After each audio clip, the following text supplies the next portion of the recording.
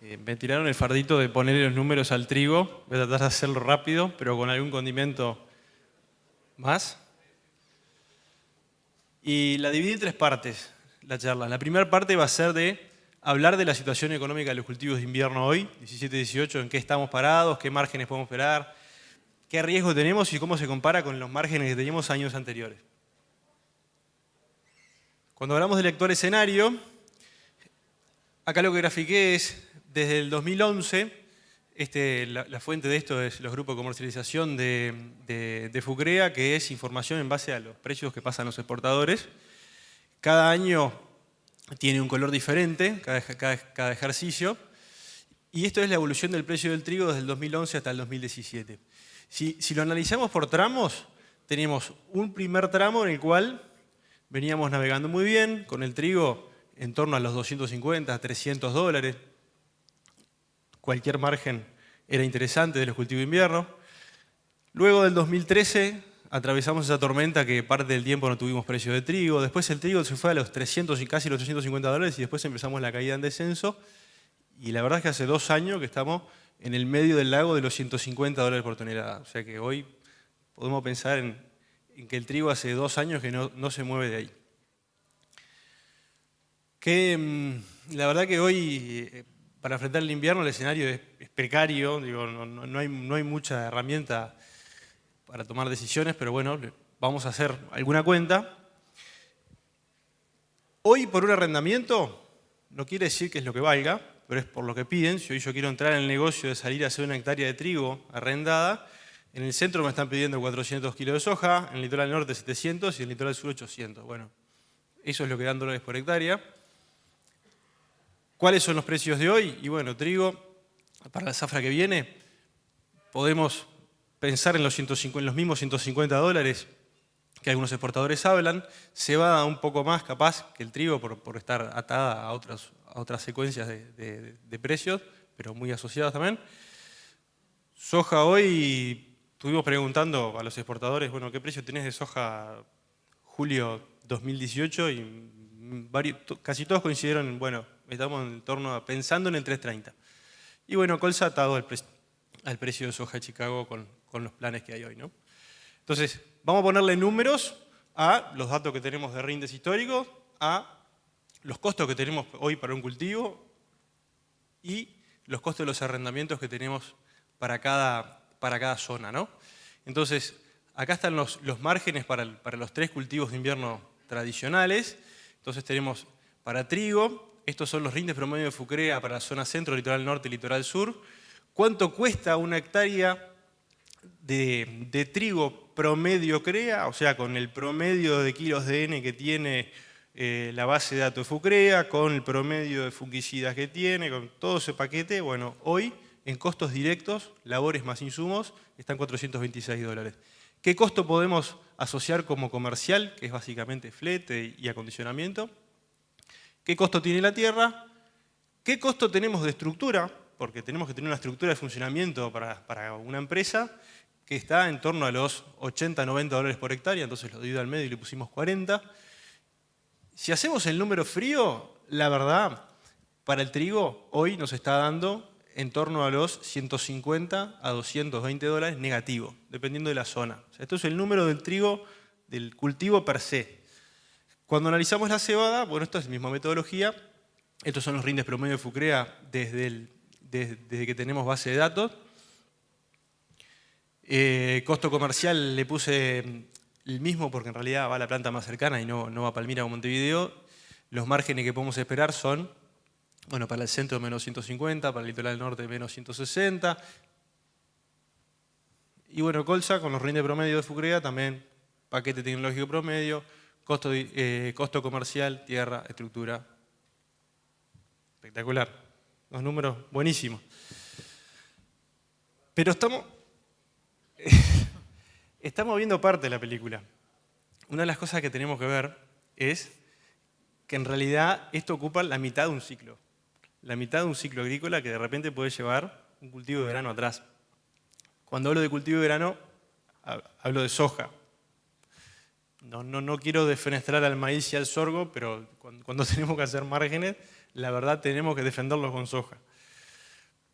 ¿Y cuáles son los márgenes que estamos proyectando para soja del ejercicio que viene? Para las 3 zonas, estos son los rindes promedio de nuestra base de datos, esto es el costo directo. Y bueno, la verdad es que para soja de primera el número tampoco es muy tentador. Y cuando vemos el número de soja de segunda, también rindes promedio de FUCREA, costo directo, costo comercial, tierra, estructura, margen. Opa, cuando vemos el número de soja de segunda parece más tentador. O sea que al número negativo de los cultivos de invierno tenemos que sumarle a este número positivo. ¿Y contra qué es lo que tenemos que comparar? Contra este que no es nada tentador. Antes de hacer la suma de las dos cosas, dijimos, bueno, pero no es lo mismo una soja atrás de trigo, atrás de cebada, atrás de colza, y en cada zona tienen rendimientos diferentes, y la verdad es que sí. Para poder hacer los números lo que tenemos que hacer es cambiar los rindes de soja. Esto lo que les muestro acá es cuál es el rinde de soja, el rinde relativo de soja de segunda de la base de datos cuando el antecesor de invierno es colza, cebada o trigo y en cada zona. ¿Y qué es lo que nos da? Que en realidad en nuestra base el rendimiento de soja de segunda sobre colza es un 10% mayor que si fuera de cebada o de trigo y no nos da diferencia entre cebada y trigo. ¿Cuáles son las razones? Una es la fecha de cosecha. Lo que nos da la base de datos es que el 11 de noviembre es la fecha promedio de cosecha de toda el área de colza, el 25 de noviembre de cebada y el 1 de diciembre de trigo. Y además de la fecha de cosecha, o sea, la probabilidad que tengo de sembrar la soja de segunda más temprano o más tarde, es dónde la siembro. No es lo mismo sembrar una soja de segunda en este rastrojo, que es bien fácil de sembrar y con mucho más baja inmovilización, que este fachinal infernal de la paja que dejan el trigo y la cebada con mucho más inmovilización que este otro rastrojo. Entonces, teniendo esto en cuenta, vamos a hacer el número del tándem de las dos cosas y nos da que tenemos para cada secuencia, esto es soja primera, trigo soja, cebada soja y colza soja, en cada zona, antes de arrendamiento, o sea, si fuera campo propio, que nos da estos márgenes. Y en realidad cuando nos analizamos, vemos que todas las secuencias dan márgenes, si no tengo que pagar arrendamiento. Las diferencias de colores se dan para poder ver el orden horizontal, ¿no? O sea, más rojo quiere decir este es el peor, más verde quiere decir este es el mejor. Ahora, ¿qué es lo que pasa cuando le ponemos el arrendamiento? Y empezamos a ver que en la zona centro no tenemos negocio o no tenemos nada promisorio. En la zona litoral norte la soja de primera no da margen y además los cultivos de invierno más soja de segunda son peor alternativa que la soja de primera. Y cuando vemos al litoral sur tenemos un poco más de margen, pero en realidad no muestran resultados nada tentadores. Bueno, esto es parte de una herramienta que podemos usar para tomar decisiones para futuro, pero a veces hay que tomar decisiones con la historia de lo que uno conoce y no en lo que le parece, pero a veces también hay que tomar decisiones a partir de lo que a uno le parece. Por ejemplo, ¿a quién de ustedes, a quién le dejarían de estos 3 muchachos la valija si estuvieran en un aeropuerto y tuvieran que ir al baño? Y seguramente a este, porque tiene cara más de bueno que a este, que seguro me la va a pelar. Entonces, vamos a combinar estas dos tomas de decisiones para hacer algún análisis y tomamos lo que ya sabemos, que es qué variabilidad tiene el rendimiento de cada cultivo, ¿no? Para cebada, colza, trigo, soja de primera y soja de segunda, en nuestra base de datos. Y lo que podemos ver es, por ejemplo, que cebada y colza son los cultivos con más variabilidad de rendimiento, y después trigo y soja de primera son los que menos variabilidad tienen. Y son parejos bastante parecidos para todas las zonas. Y ahora viene la parte de a quién le dejamos la valija. ¿Qué precio le ponemos a proyectar? Y bueno, ya les comenté qué precios teníamos como posibles, y entre nosotros, dentro del grupo de asesores, usamos un poco el criterio, bueno, ¿qué te parece a vos un precio máximo, un precio mínimo para los 3 cultivos? Y todos coincidimos en que más o menos el trigo podría estar en torno a estos valores, la cebada en torno a estos y la soja en torno a estos valores. Mirando un poco la información histórica, mirando un poco las proyecciones, Esto es totalmente intuitivo, pero un valor lo tenemos que poner para poder hacer un poco más de análisis. ¿Y qué nos da cuando combinamos la variabilidad de rinde con la variabilidad de precio?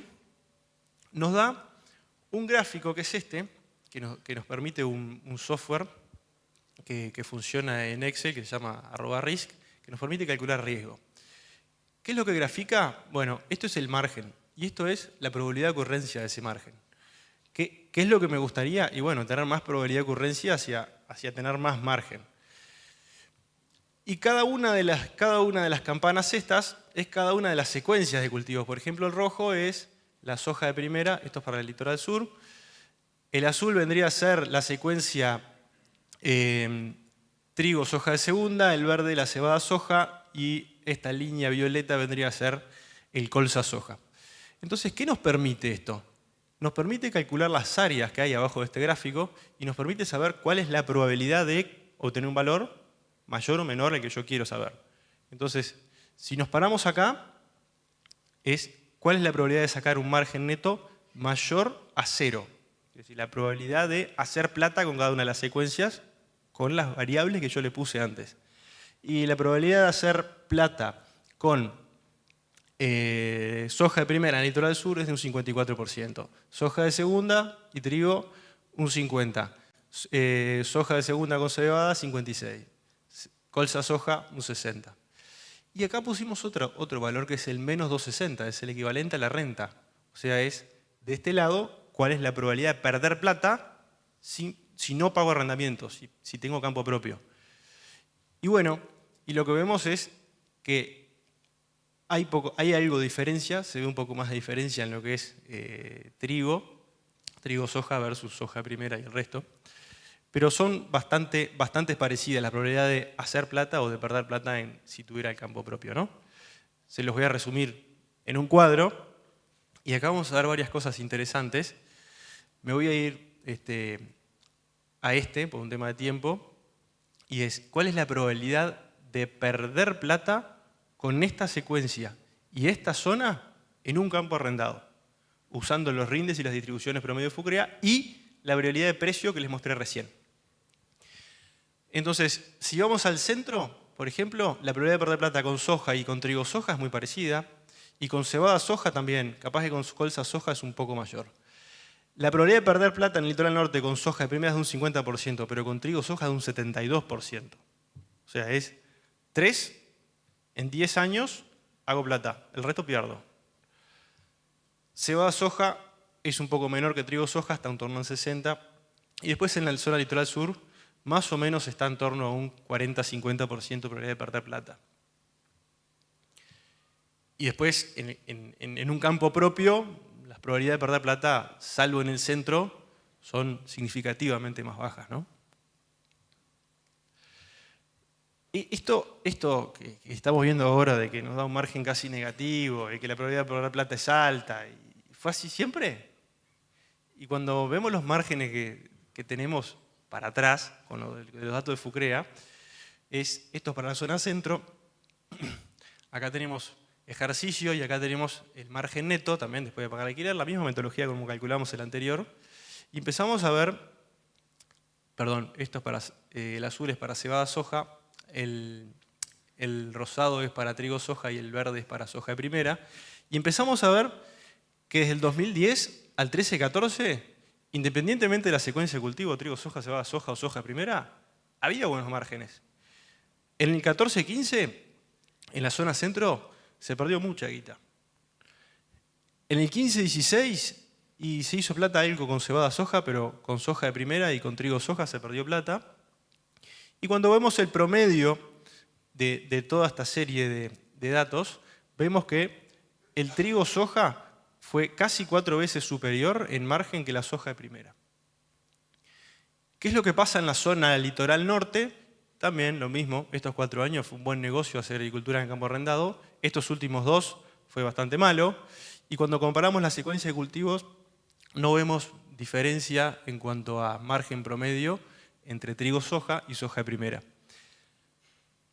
Y cuando vamos al litoral sur, se repite esta misma secuencia, se repite esta, fue un poco mejor, un poquito menos peor el 15-16 en el litoral sur que en el resto de las zonas.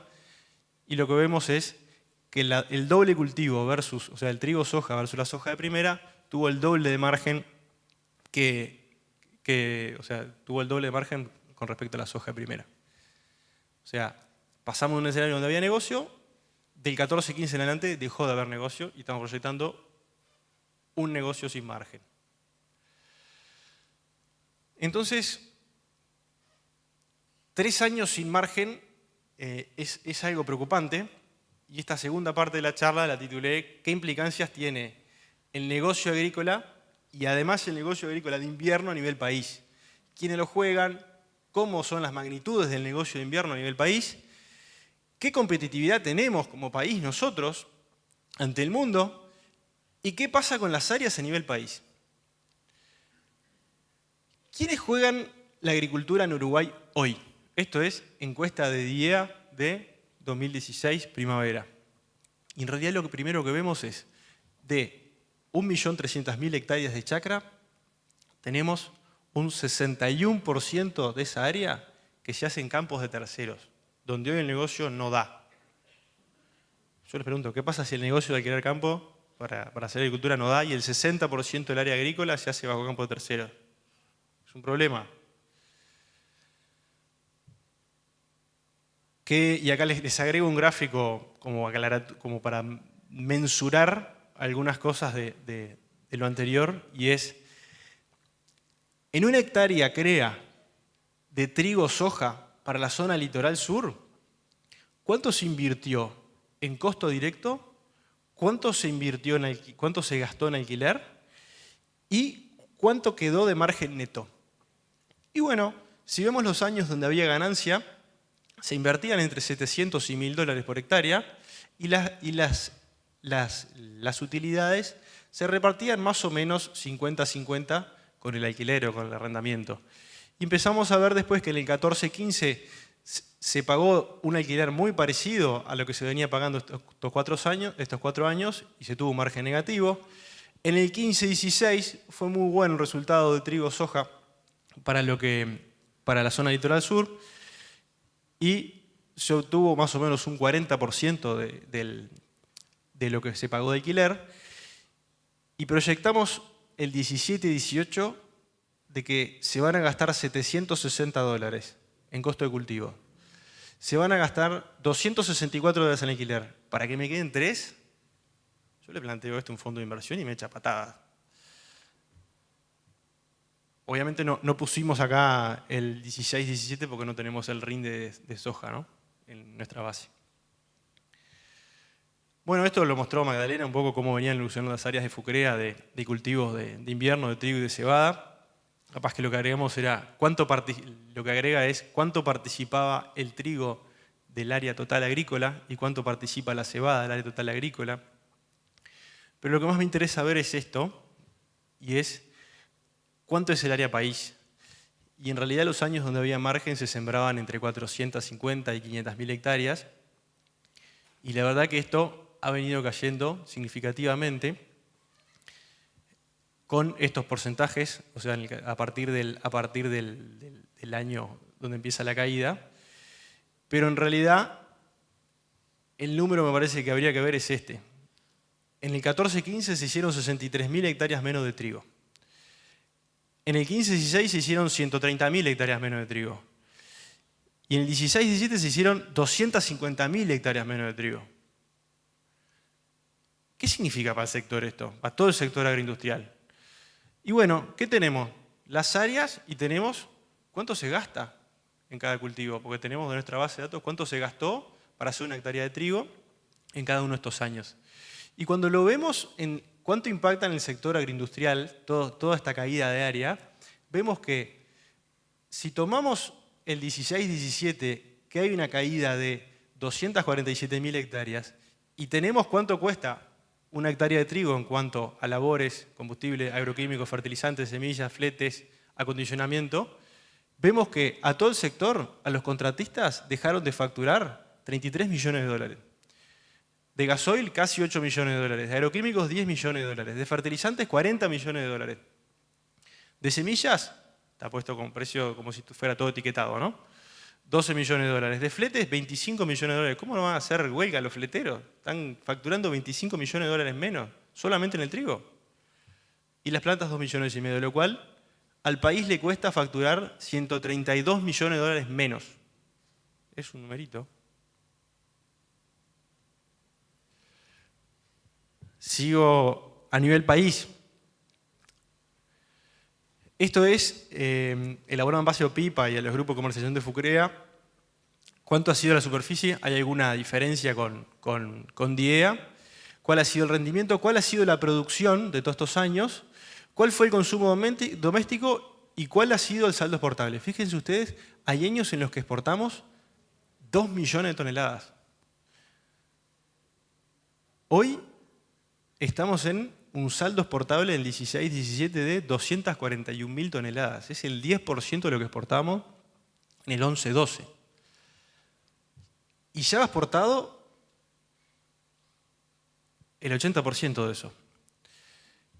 ¿Qué pasa si bajamos de las 200.000 hectáreas? ¿Nos quedamos sin saldo exportable? Digo, vamos a terminar produciendo trigo para consumo interno nada más. ¿Cómo competimos nosotros en el mundo? Bueno, queremos tener saldo exportable, queremos volver a las 500.000 hectáreas de trigo. ¿Cómo competimos nosotros en el mundo con los principales productores de trigo? ¿Quiénes son? Bueno, lo primero que tenemos que saber es quiénes son los jugadores que largan el trigo al mundo. Y son estos muchachos. Estos 6 muchachos exportan casi el 80% del trigo del mundo. Estas son sus producciones en millones de toneladas, que suman en el total 751 millones de toneladas. Y estos muchachos son parte de los que la producen, pero no son todos los que la producen. ¿Y qué porcentaje juega cada uno de ellos como trigo exportable del mundo, ¿no? Esto es lo que producen. Por ejemplo, Rusia produce 70 millones de toneladas y exporta 28, menos de la mitad.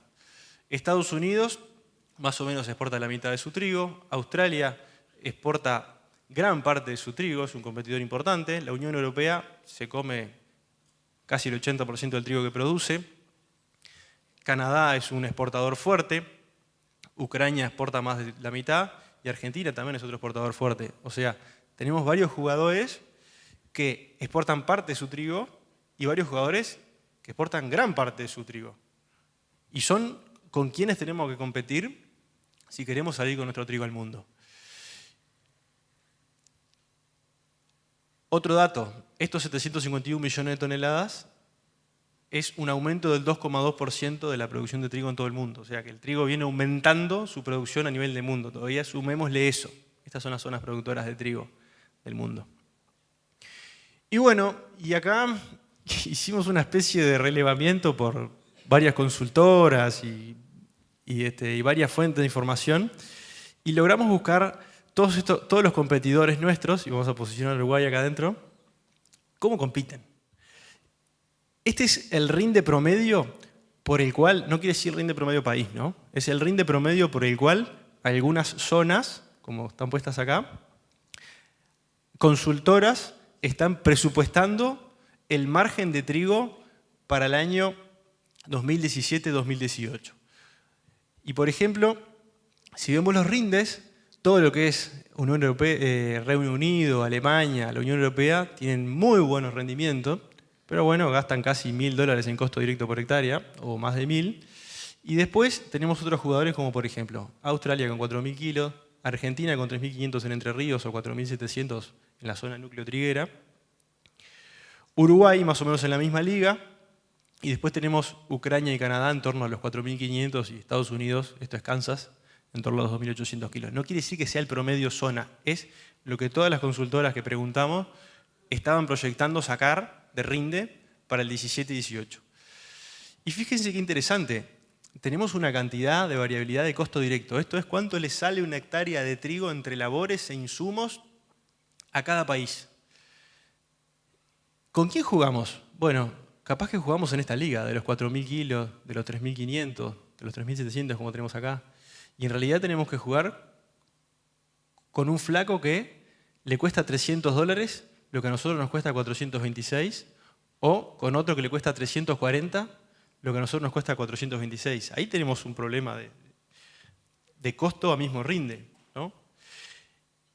Y para poder nivelar un poco toda esta diferencia de costo y toda esta diferencia de rindes, hicimos esta cuenta, que es cuánto le cuesta a cada empresa dentro de cada país, o a cada empresa tipo, como nos pasó a esta gente, producir una hectárea de trigo. Esto es antes de arrendamiento y el trigo con su margen per se, ¿no? Porque hay países que pueden hacer una soja de segunda, hay países que, por ejemplo, tienen un muy buen margen adicional, como Reino Unido, por vender la paja de trigo excedente. Esto es el costo por tonelada de trigo per se. Y empezamos a ver que hay países que con un trigo de $120 a nivel mundo les es plata producir trigo.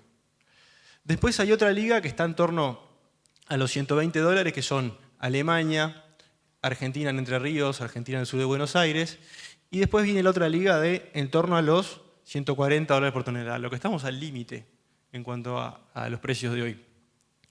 ¿Y quiénes son nuestros competidores? Bueno, este muchacho que le cuesta casi lo mismo, produce trigo de mucho mejor calidad, estos muchachos tienen subsidios, estos muchachos tienen algo mejor de calidad que nosotros. Entonces, cuando nos comparamos con respecto a nuestros competidores en el mundo, somos bastante malos. Si no cambiamos nuestros rindes, si no cambiamos nuestras calidades, somos malos competidores a nivel mundial. Y por último, de esta parte, ¿qué pasa con el área de Uruguay? Volviendo a Uruguay, ¿no? 17 y 18. Tomé de DIEA, de la encuesta de DIEA, estos valores, que es cuánto hay de soja de primera, de soja de segunda, de maíz y de sorgo, o sea, de agricultura de verano, y da 1.234 hectáreas. Si tomamos los planes de colza, que son 70.000 hectáreas, de cebada, que son 80, de trigo vamos a ponerle 200, porque si no nos quedamos sin consumo interno, hay casi 900.000 hectáreas de trigo. ¿Va a ser algún otro cultivo? ¿Vamos a hacer 900.000 hectáreas de cobertura? ¿No habrá algún otro cultivo? ¿No habrá alguna oportunidad para hacer algún otro cultivo? Parte 3. ¿Qué podemos hacer para mejorar el resultado de cultivos de invierno 17-18? La foto es, no bajemos los brazos todavía con el trigo. Hay algo más que podemos seguir haciendo. Antes de saber, para poder entender qué variables podemos manejar, este grafiquito lo que muestra es qué importancia tienen en aquel gráfico de riesgo que les mostré, qué importancia tienen para el margen de una hectárea de trigo-soja las 4 variables que yo les puse como determinantes de margen y que además tenían movilidad, o sea, se podían mover dentro de un rango. Y en realidad, lo que me dice este gráfico es, si esta variable se mueve dentro de su rango, ¿cuánto me impacta en el margen neto? Cuanto más grande sea esta barra, quiere decir más impacto tiene en el margen neto si se mueve dentro del rango que yo le puse. Y nos dice que la más importante es el rendimiento de soja, después el rendimiento de trigo y por último los precios de trigo y soja. ¿Qué hacer para sacar más soja de segunda? Se los vamos a decir en agosto, cuando hagamos la jornada de cultivo de verano. Esta es la jornada de cultivo de invierno, o sea que vamos a estudiar esta variable. Perdón, esto lo había hecho para trigo-soja en el litoral norte, ¿no? Y acá les resumo, es el resumen de 12 gráficos, de 6 gráficos, que nos dice para cada secuencia, trigo-soja o cebada-soja, en cada zona, cuál es la variable más importante y la segunda. Y son todos iguales. En todas las zonas, rinde de soja primero y rinde de trigo en segundo lugar, ¿no? De importancia. O sea, ¿qué podemos hacer para mejorar el rinde de trigo para que no mejore el margen? Entonces, ¿qué hicimos? Recalculamos la base de datos y le eliminamos cosas para saber qué nos hubiese dado el resultado de los cultivos de invierno si no hubiésemos hecho algunas cosas. Como por ejemplo, si no hubiésemos tenido fechas de siembra extremas anterior al 1 de mayo o posterior al 15 de julio, o sea, eliminamos de la base esas chacras que tenían esas siembras extremas, eliminamos las chacras que tienen malos antecesores de invierno, trigo o cebada, o sea, no repetir trigo sobre trigo o trigo sobre cebada. Y el antecesor de verano inmediato, sobre maíz o sobre sorgo, ¿no? Que nuestra base dice que maíz y sorgo son malos antecesores para cultivo de invierno. Y además, aquellas chacras que tenían menos de 90 kilos de nitrógeno agregado, me quedo corto con lo que mostró Tato hoy, pero a nosotros nos da que con menos de 90 kilos de nitrógeno agregado los rindes empiezan a caer a pedazos. Entonces, ¿qué pasa si no hubiésemos hecho estas 4 cosas en toda nuestra base anterior? ¿Qué nos da? Y lo primero que vemos es, ¿qué es lo que pasa? Esto es en trigo. ¿Qué es lo que pasa en el rinde? Y si no hubiésemos hecho todas esas cosas, en el centro hubiésemos sacado 300 kilos más, en el litoral norte 200, en el litoral sur 235, promedio 234 kilos más. ¿Y qué hubiese pasado con el coeficiente de variación? Y hubiese bajado en promedio 1,4%. O sea, tengo mejor rinde y además menos variabilidad. Tengo menos colas, menos valores extremos de rinde. ¿Qué nos da eso en el margen? Y nos da que mejoraría el margen de trigo solo por hacer esas cosas en torno a 25 a 37 dólares dependiendo de la zona, que no parece mucho, pero como estamos proyectando un negocio de margen cero o cerca de cero, 25 o 30 dólares son significativos. ¿Y qué es lo que pasa con la probabilidad de perder plata, ¿no? En un campo propio o en un campo arrendado? Y para todo el universo, para todas las zonas, vemos que la probabilidad de perder plata baja más o menos en un 5% teniendo campo propio o teniendo campo arrendado. ¿Qué es lo que pasa en cebada si hacemos lo mismo? Y empezamos a ver que el impacto es un poquito mayor. Cuando vemos rinde en la zona centro, aumenta en 600 kilos, el coeficiente de variación baja un 8%, esto es bastante. En la zona litoral norte sube 500 kilos el rinde promedio, y el coeficiente de variación aumenta un poco. Esta es la única que nos llamó la atención, pero es la realidad. En la zona litoral sur aumenta 365 kilos y el coeficiente de variación baja un 3%, o sea, es menos variable el rinde. ¿Y qué nos da para el conjunto cebada, soja de segunda en cuanto a margen?